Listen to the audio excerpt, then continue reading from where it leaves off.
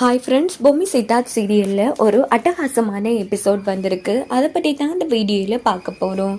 அதுக்கு முன்னாடி நம்ம சேனலை சப்ஸ்கிரைப் பண்ணாதவங்க கீழே இருக்கிற சப்ஸ்கிரைப் பண்ணை கிளிக் பண்ணிவிட்டு பக்கத்தில் இருக்கிற பெல் பட்டனையும் கிளிக் பண்ணிடுங்க. சரி, வாங்க வீடியோக்குள்ளே போகலாம். இந்த எபிசோட் எப்படி ஸ்டார்ட் ஆகுதுன்னா, நம்ம சித்தார்த் கிட்ட வந்து அந்த பாக்கி இருக்காங்க இல்லையா, அவங்க வந்து 9 நம்பர் வீட்டில் ஒரு பொண்ணு இல்லாமல் போகிறா அப்படின்னதும் அந்த வீட்டுக்கு நேராக ஓடி வந்து உங்கள் பொண்ணுக்கு பிரச்சனை அப்படின்னதும் அந்த பொண்ணோட அம்மா அப்பா போய் பார்க்குறாங்க. பார்த்தா உண்மையிலேயே அந்த பொண்ணை காணும்.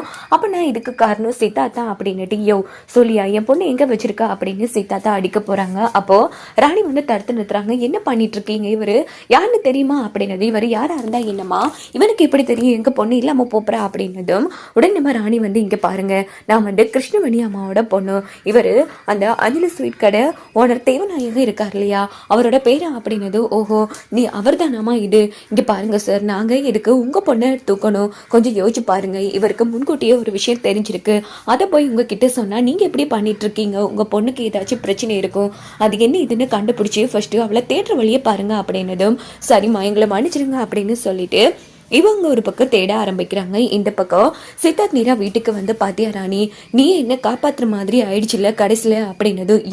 என்னையா நீ நானும் பார்த்துட்டு இருக்க, இப்படி பண்ணிட்டு இருக்க, உனக்கு என்ன ஆச்சு, உன்னால பெரிய தொல்லையா போச்சு அப்படின்னதும் இங்க பாரு ராணி, நான் இப்பவும் சொல்றேன், நான் சொல்றது எல்லாமே உண்மை ராணி, இது கண்டிப்பா அந்த பசுபதியோட வேலையா தான் இருக்கும் அப்படின்னது. எனது பசுபதியோட வேலையா இருக்குமா, என்ன ஆச்சு உனக்கு, ஏன் இப்படி பேசிட்டு இருக்க, இங்க பாரு அதெல்லாம் ஒண்ணு கிடையாது அப்படின்னு ராணி சொன்னதும் இங்க பாரு நான் சொல்றது எல்லாமே சத்தியம் ராணி, சரி அப்புறமா பேசிக்கலாம், நீ சாப்பிட்டுக்க மாட்டேன், முதல்ல சாப்பிடு அப்படின்னதும் சித்தார்த் வந்து இங்க பாரு ராணி, நீ என்னன்னா சாப்பாடு வச்சிட்டு இருக்க, என் கதையை யாரும் நம்பவே மாட்டேங்கிறீங்களே அப்படின்னதும் இந்த பக்கம் ராணி, என்னையா நீ இப்படி பேசிட்டு இருக்க, எனக்கு என்னமோ அங்க வச்சு புகையை போட்டதும் அந்த பசுபதியா இருக்குமோன்னு தோணுது அப்படின்னு சொல்றாங்க. சித்தார்த் என்னையா சொல்ற, ஆமா ராணி நல்லா யோசிச்சு பாரு, அந்த பசுபதி பூஜை ரூம் கிட்ட போனதுக்கு அப்புறமா தான் புகையே வந்துச்சு, கடைசியில நீயும் அந்த பசுபதியும் ஒரே ரூம்ல இருந்தீங்க, கேட்டா இப்படி ஏதோ ஒரு சுழற்சி என்ன இழுத்துட்டு வந்தேன்னு சொன்னா, கண்டிப்பா அவன் மட்டும்தான் உன் கூட இருந்தானா அவன் தானே உன்னை தரத்தரன்னு இழுத்துட்டு போயிருக்கணும், உனக்கு வர யாரோ இழுத்து போன மாதிரி தானே இருந்துச்சு அப்படின்னதும் ராணி வந்து யோசிக்கிறாங்க. அடுத்தது நீ பூஜை ரூம் கிட்ட வந்த அடுத்த நொடியே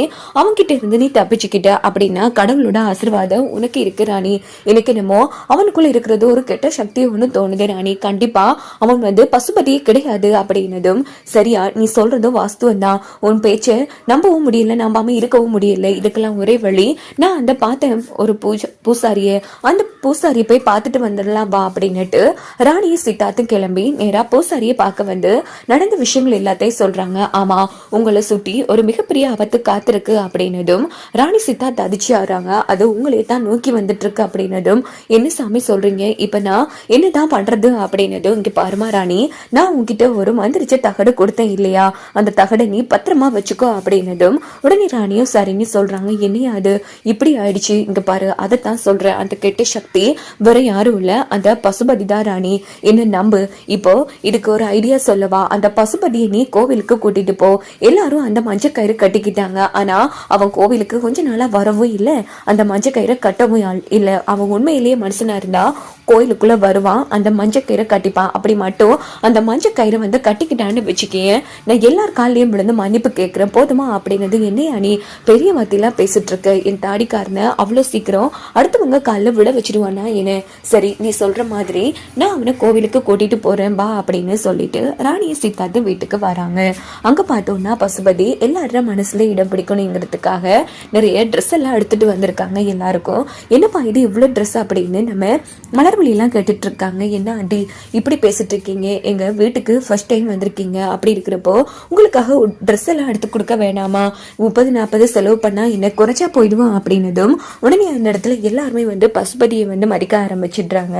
அதுக்கு முதல் நைட்டு என்ன நடக்குதுன்னா, நம்ம பாக்கோட மந்திரவாதி இருக்காங்க இல்லையா, அவங்க வந்து பாக்குக்கு வந்து அதீத சக்தியை வந்து வர வைக்கணுங்கிறதுக்காக அவங்க வந்து நிறைய வேலைகள் பார்த்துட்டு இருக்காங்க. கூடவே தமனாவும் வந்து ஹெல்ப் பண்ணிட்டு இருக்காங்க, எப்படியாச்சும் நம்ம பாக்குக்கு வந்து உதவியா இருக்கணும் அப்படின்னுட்டு. இந்த பக்கம் பார்த்தோம்னா நம்ம பசுபதி வந்து ட்ரெஸ் வாங்கி கொடுத்ததும் பாத்தியாப்பா இவ்வளவு செலவு பண்ணிருக்கேன், என்னங்க உங்களுக்காக 30-40 செலவு பண்றதும் பிரச்சனை இல்லை எனக்கு அப்படின்னுட்டு பாட்டுக்கு ரூமுக்கு போனதும் பாத்தியா அவன் ரூமுக்கு போயிட்டான் போறானே, இப்போ அவனை கூப்பிடும் அப்படின்னதும் நம்ம ராணியும் சரின்னு சொல்லிட்டு என்ன தம்பி நல்லா இருக்கீங்களா அப்படிங்கிறாங்க. சொல்லுங்கக்கா என்ன விஷயம் அப்படின்னு பார்க்க கேட்கறாங்க. இல்ல தம்பி பக்கத்துல இருக்கிற கோவிலுக்கு போயிட்டு வரலாம் வாரீங்களா அப்படின்னது. என்னக்கா திடீர்னு கோவில்லாம் கூப்பிடுறீங்க அப்படின்னு பசுபதி கேக்குறாங்க. இல்லப்பா, அன்னைக்கு எல்லாரும் மஞ்சள் கயிறு கட்டிக்கிட்டோம், நீங்க புதுசா கல்யாணம் பண்ணவரு, ஆனா நீங்க மட்டும் கயிறு கட்டிக்கவே இல்லையா, அதான் வாங்க போய் கயிறு கட்டிட்டு வந்துடலாம் அப்படின்னதும், இல்ல எனக்கு ஏலாக்கா என்னால முடியாது அப்படின்னு சொல்றாங்க. ஏன் தம்பி வாங்க போகலாம் அப்படின்னதும், முடியாது அப்படின்னு டென்ஷன் ஆகி அங்கேயும் நடக்க ஆரம்பிக்கிறாங்க. இல்ல தம்பி அப்படிலாம் சொல்லக்கூடாது, வாங்க போகலாம் அப்படின்னும் போது செம கோமா பசுபதி காலால தரையில உதைக்கிறாங்க.